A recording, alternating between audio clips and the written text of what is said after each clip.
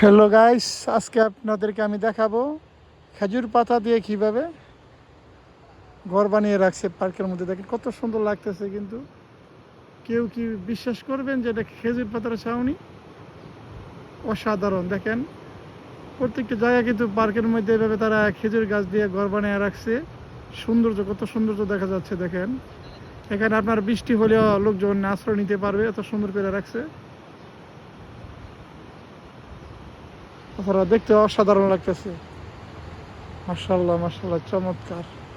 দেখেন এইখানে কিন্তু আরেকটা দেখেন, এটা হচ্ছে ওইটার সাথে একটু ছোট্ট।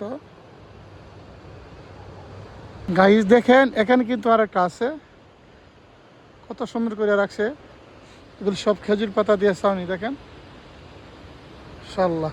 গাইস দেখেন এইখানে আরেকটা, একটা পার্কের মধ্যে কিন্তু চারটা আপনার খেজুর পাতা ছাউনি দিয়ে ঘর বানিয়ে রাখলো, এজন্য যে কোনো সমস্যা হলে লোকজন এখানে বসতে পারে বা কোনো খাবার টাবার খাইলে এখানে খাইতে পারবে বৈশা। অনেক সুন্দর লাগতেছে। তো আমার ভিডিওটি ভালো লাগলে অবশ্যই শেয়ার করবেন, প্লিজ শেয়ার করে দেবেন। ওকে, সবাই ভালো থাকবেন। আল্লাহ হাফেজ।